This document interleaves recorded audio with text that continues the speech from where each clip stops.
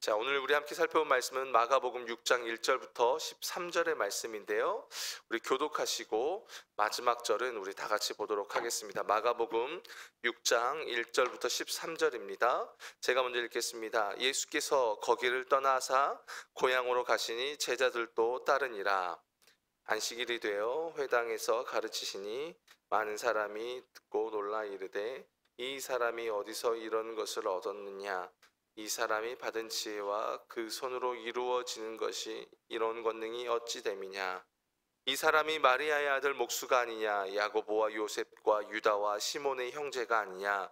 그 누이들이 우리와 함께 여기 있지 아니하냐 하고 예수를 배척한지라. 예수께서 그들에게 이르시되 선지자가 자기 고향과 자기 친척과 자기 집 외에서는 존경을 받지 못함이 없느니라 하시며, 거기서는 아무 권능도 행하실 수 없어 다만 소수의 병자에게 안수하여 고치실 뿐이었고 그들이 믿지 않음을 이상히 여기셨더라. 이에 모든 촌에 두루 다니시며 가르치시더라. 12 제자를 부르사 둘씩 둘씩 보내시며 더러운 귀신을 제어하는 권능을 주시고 명하시되 여행을 위하여 지팡이 외에는 양식이나 배낭이나 전대 돈이나 아무것도 가지지 말며 신만 신고 두 벌 옷도 입지 말라 하시고, 또 이르시되 어디서든지 누구의 집에 들어가거든 그곳을 떠나기까지 거기 유하라. 어느 곳에서든지 너희를 영접하지 아니하고 너희 말을 듣지도 아니하거든 거기서 나갈 때에 발 아래 먼지를 떨어버려 그들에게 증거를 삼으라 하시니, 제자들이 나가서 회개하라 전파하고, 다 같이요. 많은 귀신을 쫓아내며 많은 병자에게 기름을 발라 고치더라. 아멘. 예, 오늘 보면은 예수님께서 이제 고향에 방문하시고 이제 거기서 배척당하시는 내용이 나옵니다. 여러분, 고향을 방문한다. 여러분 어떠세요? 이렇게 고향하면 이렇게 일반적으로 우리가 갖고 있는 개념이 좀 안식의 개념이 좀 있습니다. 조건 없는 환대, 그죠? 따뜻함, 이런 이미지가 있습니다. 근데 오늘 본문에서 예수님이 고향을 방문하신 목적이 그런 안식의 개념, 뭔가 그걸 누리기 위한 개념으로 방문하신 것이 아닙니다. 1절에 보면 예수께서 거기를 떠나사 고향으로 가시니라고 하면서 떠나고 간다라는 이 개념이, 그러니까 어딘가에 이렇게 안주하고 정착하기 위한 그런 개념이 아니에요. 그러니까 고향에 쉬기 위한 목적으로 가셨다는 게 아니란 말입니다.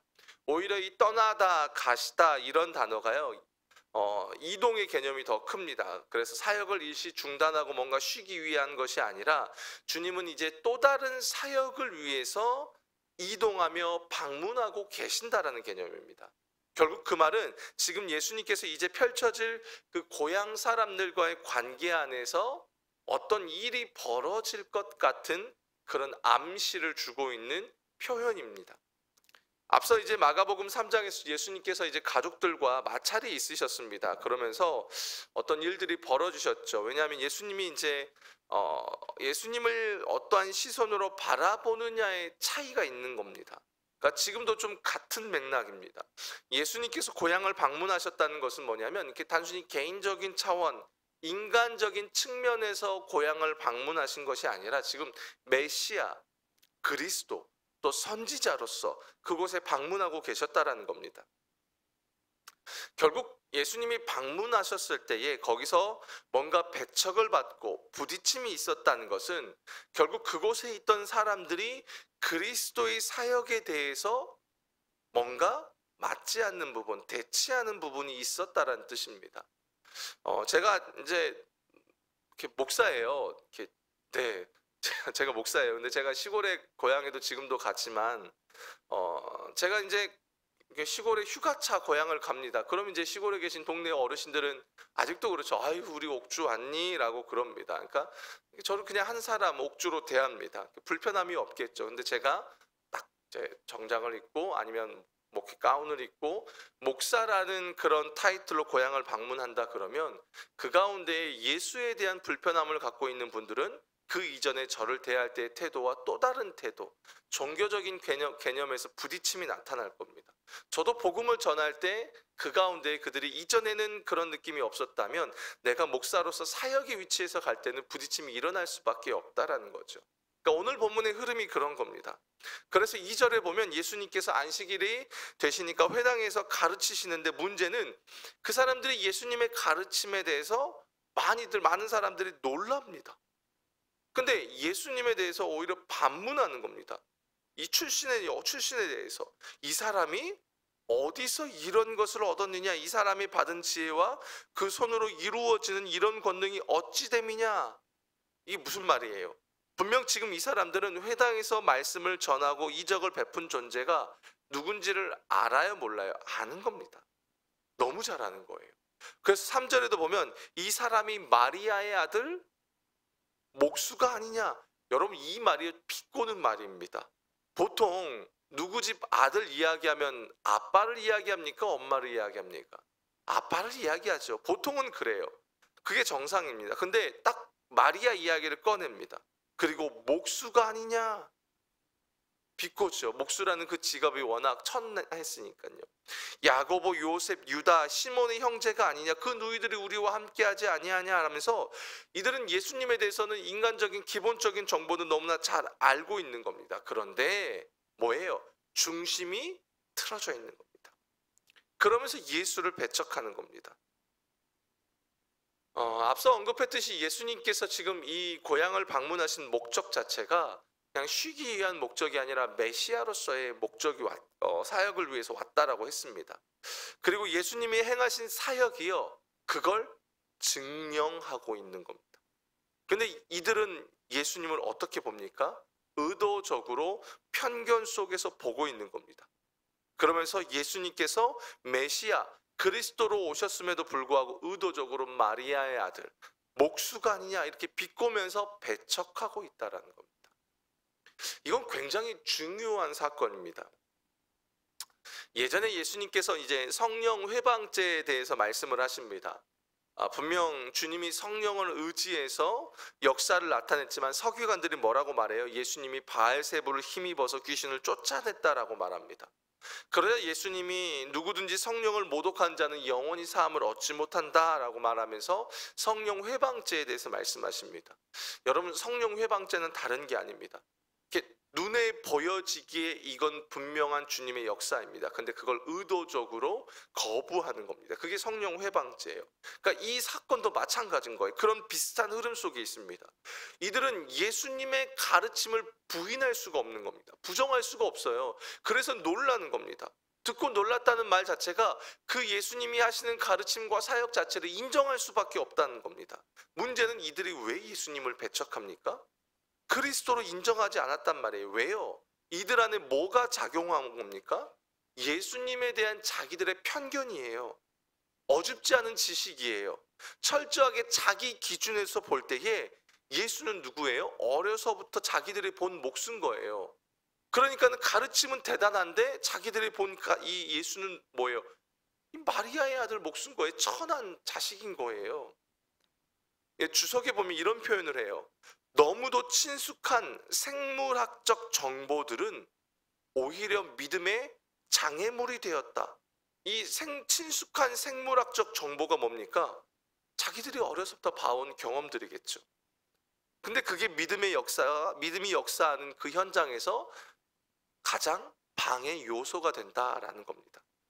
여러분, 왜 이게 믿음의 역사에서 방해 요소가 됩니까? 편견, 어설픈 지식, 여러분 그 중심에는 교만이 있습니다. 교만이 있습니다. 내가 안다는 거예요. 나 그 사람 잘 알아. 근데 여러분 솔직히 알아봤자 얼마나 알겠습니까? 그리고 그 안다라는 게 중요합니까? 내가 알아 이게 문제라는 겁니다. 그게 아니라 믿음으로 가야 되는 거죠. 내가 알아. 그걸로 끝나버리죠. 제가 이전에 사역할 때 참 이렇게 목회자를 힘들게 했던 한 성도분이 계셨습니다. 겉으로는 굉장히 신앙이 좋았습니다. 좋아 보였죠. 헌신도 많이 하고 뭐 입에서 나오는 말들은 항상 이렇게 뭔가 신앙적인 말들이니까요. 근데 이렇게 디딤돌이 되는 게 아니라 걸림돌이었어요. 그분의 특징이 뭐냐면 너무 많은 지식이 있다는 거예요. 자기의 지식이 너무 앞선 겁니다. 늘 그래서 열심도 있으니까요. 또 그렇다고 또 그게 깊냐? 그 지식이 깊냐? 그렇지 않아요. 그러니까 자기가 갖고 있는 그 지식과 경험을 앞세웁니다. 그러면서 목회자들이 뭔가 비전을 갖고 방향을 정해갈 때마다 사사건건 그것도 이렇게 대놓고 하지도 않고 은연중에 이 비꼰다는 표현처럼 은연중에 걸림돌로 사람들의 마음을 조장하고 이렇게 어렵게 하는 거예요. 차라리 이렇게 대놓고 뭐라고 하면은 이렇게 얘기라도 할 텐데 그렇지도 않아요. 지금 고향스레 사람들의 문제가 그건 거예요. 교만함, 자기 경험치, 자기 지식, 눈으로 봐왔던 것들, 결국 그것 때문에 보여지잖아요. 예수님이 눈앞에서 놀라운 일을 행하셨었고 그 가르침이 분명함에도 불구하고 그 사람들이 그게 불편한 거예요. 그러면서 배척하는 겁니다. 이게 진짜 무서운 거예요. 여러분, 이 배척하다라는 단어가 에스칸달리존토라는 단어인데요. 이게 씨 뿌리는 비유에도 나왔는데요. 넘어지다라는 뜻입니다. 이 단어에서 스캔들이라는 단어가 나온 거예요. 어떻게 보면 예수를 넘어뜨리려 하고 있는 겁니다. 이 마음 안에 주님을 향한 적개심이 느껴지십니까? 눈에 분명 보여지는 역사가 있어요. 그러면 선지자로 인식할 법도 한데 그렇지 않더라라. 이래서 편견이 참 무섭습니다. 내 인간적인 생각, 경험, 이게 무서운 겁니다. 근데 안타까운 건 뭐냐면 그런 편견과 교만함이 있는 곳에는 주님이 역사하지 않으신다는 겁니다. 이걸 우리가 기억해야 해요. 5절 볼까요? 거기서는 아무 권능도 행하실 수 없어 다만 소수의 병자에게 안수하여 고치실 뿐이었고 그들이 믿지 않음을 이상히 여기셨더라. 여기서 이상히 여겼다라는 말이에요. 깜짝 놀랐다는 겁니다. 누가요? 예수님이요. 반대로 말하면 예수님은 그들 가운데 믿음의 역사를 일으키길 원하셨다는 겁니다. 그런데 그들의 믿지 않음으로 인해서 주님이 이상히 여기셨다는 겁니다. 특별히 이 마가복음이라는 책은요, 여러분, 예수님이 치유와 귀신을 내어 쫓는 그런 사역에 있어서 믿음이라는 영역을 굉장히 중요하게 생각하고 있습니다. 그런데 이들이 눈에 보이는 역사에도 그들 안에 배척했다는 건 믿지 않았다는 겁니다.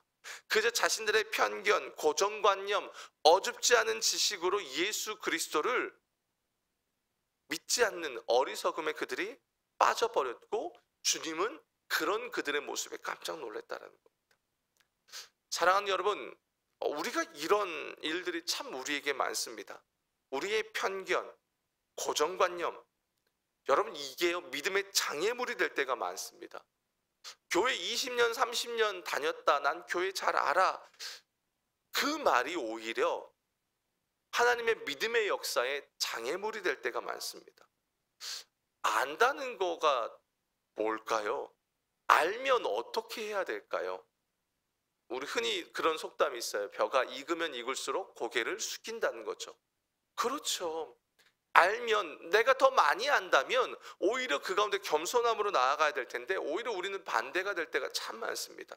아니까 그 알므로 인해서 누군가를 판단하고 정죄할 때로 이어질 때가 많다라는 거예요. 그런 가운데 어떻게 주님이 역사하시겠냐는, 어떻게 보면 이들은 아주 중요한 기회를 놓쳐버렸습니다. 예수님은 분명 메시아로서 그 자기 고향 가운데서 하나님의 일을 행하기 위해 가셨음에도 불구하고 그들이 그 가운데서 주님의 놀라운 은혜를 더 깊이 경험할 기회를 그들의 어줍지 않은 편견과 지식 때문에 놓쳐버리게 된 겁니다. 근데 오늘 본문에서 예수님께서 어떻게 하신지 아십니까? 그들이 믿지 않음을 이상히 여기시면서 더 이상 그들을 설득하려 하지 않으십니다. 왜요? 이미 무너졌으니까. 저희도 그래요. 이렇게 목회할 때요, 이렇게 들을만한 분들한테 이야기합니다. 이렇게 이미 삐뚤어져 있으면 얘기 안 합니다. 굳이 설득 안 합니다. 왜요? 가봐야 알거든요. 바닥을 쳐봐야 알거든요. 예수님도 말씀 안 하세요. 들을 귀가 없다는 거예요. 그래서 그 다음 주님의 행보가 어떤지 아십니까? 과감해요. 아주 주님의 행보는요 아주 과감해요. 7절 볼까요? 12제자를 부르사 둘씩 보내시며 더러운 귀신을 제어하는 권능을 주시고, 여기에 보면요 부르사, 보내시며, 주시고. 여러분 이렇게 성경에서는요 동사가 반복돼서 나온다는 건 뭔가 이렇게 의도가 있고 뭔가 이렇게 긴급하게 진행은 된다는 거예요. 주님의 열정이 느껴지십니까? 편견의 역사? 얼마든지 있다는 거예요. 주님은요. 그러면서 그렇다고 예수님이 멈춰버리느냐, 장애물이 있다고 멈추느냐, 그렇지 않다는 겁니다. 우리가 복음을 전하고 목회를 할 때 이런 일들이 많이 있습니다. 오죽하면 예수님은 선지자 예레미야의 얘기까지 끌어오시는 거예요. 구약에도 이런 일들이 있었어. 그래, 당연한 거야. 당연한 거야. 그러니까 예수님이 거기서 멈추지 않으시는 겁니다. 그런 일 얼마든지 있다. 그렇다고 내가 하나님 앞에서 해야 될 메시아로서의 사역을 멈출 것 같냐? 아니라는 겁니다. 주님의 마음이 거기에 있는 거예요. 그래서 주님이 제자들을 보내시는 겁니다.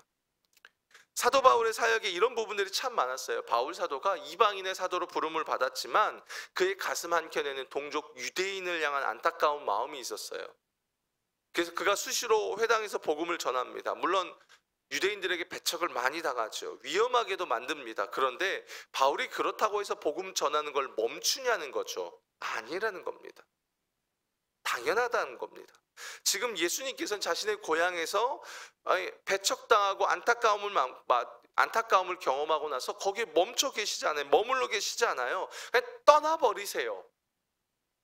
그 다른 데 가서 또 복음을 전하신다는 겁니다. 여러분, 우리가 복음을 전할 때, 특히 가족들에게 있어서나 지인들에게 전할 때 복음을 끝내 받아들이지 않는 가족들이 있습니다. 이게 케이스가 너무 다양해요. 일반화할 수가 없어요. 중요한 건 뭐냐면 내가 복음을 전하고 내가 살아가는 가운데 그들이 영접하지 않더라라고 하더라고 거기서 멈추냐는 거예요. 아니라는 겁니다. 물론 사단은 어떻게 말하냐면, 야, 너는 가족도 전도 못하는데 누가 누구에게 복음을 전하냐? 라고 우리를 비꼽니다. 좌절하고 낙심하게 만듭니다. 저도 그래요. 저희 가족들이 다 믿는 가족들이 아닙니다. 그렇다고 제가 거기에 가족들 다 구원 못했는데 내가 목회 어떻게 하지? 이렇게 갑니까? 그거야말로 사단이 원하는 거죠. 어떤 문제에 낙심되고 함몰되는 것, 그거야말로 사단이 원한다는 겁니다. 다른 데 가서 뿌려야죠. 뿌려야죠. 내가 해야 될 일은 하지만 그렇다고 그 결과물까지 내가 책임질 수가 없다는 겁니다. 지금 예수님이 그러시는 거예요. 12제자를 부르사 보내시며 권능을 주시더라는 겁니다. 저는 이 장면이요, 아주 재밌어요. 뭐냐면 예수님이 제자들을 보내시기 전에 그들에게 예수님은 지금 철저하게 삶을 공유하고 계세요. 여러분, 인간적인 눈으로 보면 어떻게 보면 고향에서 예수님이 배척당하는 현장은 성공의 사역의 성공입니까? 실패입니까? 어떻게 보면 실패예요. 배척당했잖아요. 그러면 어때요? 숨기기 마련이겠죠. 예수님이 그렇지 않아요. 숨기지 않으세요. 그 현장에도 제자들과 함께 하세요. 어떻게 보면 보여주시는 것 같아요. 이런 현장도 있어. 잘 봐. 그리고 예수님이 어떻게 합니까? 그런 삶의 모든 요소 하나하나를 제자들과 다 나누고 있는 겁니다. 다 보여주는 겁니다. 저는 이렇게 삶을 나눈다는 건 참 중요한 영역이라고 생각합니다. 왜요? 삶을 나누다 보면 여러분 실패도 봅니다. 무너짐도 봅니다. 그리고 그 가운데 다시 일어섬도 보게 되는 겁니다. 그게 다 교육이죠.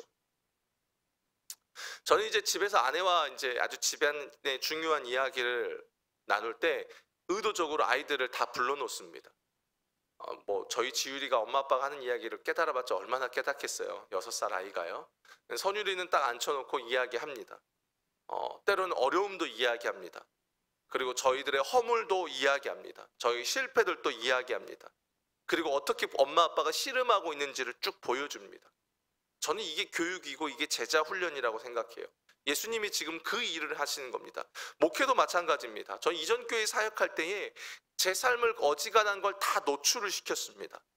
제 연약함, 무너짐, 실패 쉽지는 않습니다. 근데 어느 날 청년들이 이제 그런 이야기를 하더라고요. 저에게 칭찬을 해주더라고요. 칭찬을 잘 안 하는데 칭찬을 탁 했어요. 근데 그게 제 목회 철학이에요. 뭐냐면, 목사님도 우리와 함께 똑같이 씨름하시잖아요. 그 이야기를 하는 겁니다. 그때 알았어요. 똑같이 씨름하는 것, 실패도 함께하고 성공도 함께하고 넘어짐도 일어남도, 그게 제자 훈련의 핵심이고 목회의 핵심이구나. 저는 오늘 본문을 보는데 예수님이 그런 거예요. 이전에는 이걸 잘 못 봤었어요. 근데 오늘 보는데 어떻게 보면 배척당하는 건 실패인데 그 과정을 제자들과 함께 공유해요. 그리고 또 그들을 보내시는 거예요. 이 과정이 너무 재밌는 겁니다. 예수님의 행보가 여러분 눈에 들어오세요. 멈추질 않으세요. 적극적이세요. 막힘이 없어요. 무너짐도 있고 좌절도 있겠지만 예수님이 거기에 멈추지 않더라라는 겁니다. 어제 출근길에 이제 제가 이렇게 유튜브를 이렇게 틀어놓고 들으면서 와요. 보면서 오는 건 아닌데, 네, 이렇게 여러분, 제 손흥민이를 참 좋아해요. 손흥민보다 손흥민 아빠를 좀 더 좋아해요. 손흥정 씨가 나와서 이렇게 방송에 사는 프로를 이렇게 들으면서 왔는데 참 도전이 되는 거예요. 그분이 예수 그리스도를 믿는 사람 같아요. 마인드가 그냥 비슷해요. 그러면서 이제 그때 그 얘기를 듣다가 제 스스로 이렇게 계속 이제 여러 가지 들으면서 묵상하면서 왔습니다. 제가 주님의 특별한 부르심을 받았어요. 특별한 부르심을 받았다고 내가 특별한 게 아니거든요. 주님이 나를 그 주님의 특별한 사역의 현장에 부르셨기 때문에 내 부르심이 특별하다는 겁니다. 그러면서 문득 그런 마음이 드는 거예요. 내가 주님의 특별한 부르심을 받았는데 그 부르심이 참 영광스럽다는 걸 다시 고백하는 겁니다. 그러면서 멈추지 말자라는 생각이 제 안에 드는 거예요.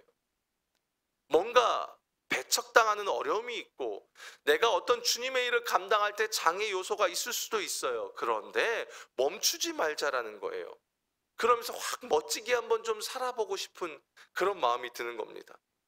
사랑하는 여러분, 오늘 본문 안에서 우리는 많은 것들을 좀 생각해 볼 수 있어요. 1차적으로 편견, 내 어설픈 지식과 경험을 가지고 하나님의 일을 평가하면 안 됩니다. 동시에 여러분이요, 어떤 일을 하나님의 일을 감당하며 나아갈 때에요, 또 다른 사람들로부터 어떤 편견에 부딪힐 때도 있을 겁니다. 그렇다고 멈추지 말라는 겁니다. 왜요? 주님은요, 멈추지 않으셨어요. 그 길을 가셨어요. 그래서 여러분에게 맡겨진 그 삶의 자리에서 늘 그 주님과 함께하는 씨름을 감당하는 여러분들의 삶이 되었으면 좋겠다는 마음이 있습니다. 사랑하는 여러분, 예수 그리스도와 함께 여러분 주어진 그 길을 감당하며 걸어가는 여러분의 삶이 되었으면 좋겠습니다. 믿지 않는 현장에서, 그래서 예수님이 뭐라고 해요? 전도할 때예요, 그냥 또 전도하는 현장에서도 야, 영접하지 않으면 그냥 발 털어버려. 미련 갖지 마. 또 털고 또 딴 데 가. 주님의 행보가 그래요. 이게 전 참 많이 눈에 들어왔어요. 사랑하는 여러분, 여러분의 삶에 그런 은혜가 있으셨으면 좋겠습니다. 이 시간 같이 기도했으면 좋겠습니다. 우리 한 가지 기도 제목 붙들고 기도하시고 여러분 개인 기도하시고 돌아가셨으면 좋겠는데요. 주님, 먼저는 내가 어설픈 지식과 경험으로 하나님의 일을 평가하지 않게 달라고 기도합시다. 동시에 또 나 또한 그런 편견으로 인해서 장애물에 부딪혔을 때 하나님, 거기에 매이지 말고 오히려 다른 곳으로 주님의 복음을 흘려보내고 은혜를 흘려보내는 인생들이 되게 해주십시오. 주님이 제자들을 보내시는 것처럼 하나님도 우리를 보내시거든요. 우리를 부르셔서 보내시는데 그 보내심과 부르심에 합당한 삶을 살아가는 인생 되게 해달라고, 우리 마지막으로 우리 주님의 이름 한번 부르시고 우리 간절히 기도하며 주님 앞에 기도하시고 개인 기도하시고 돌아가겠습니다. 주여, 하나님 간과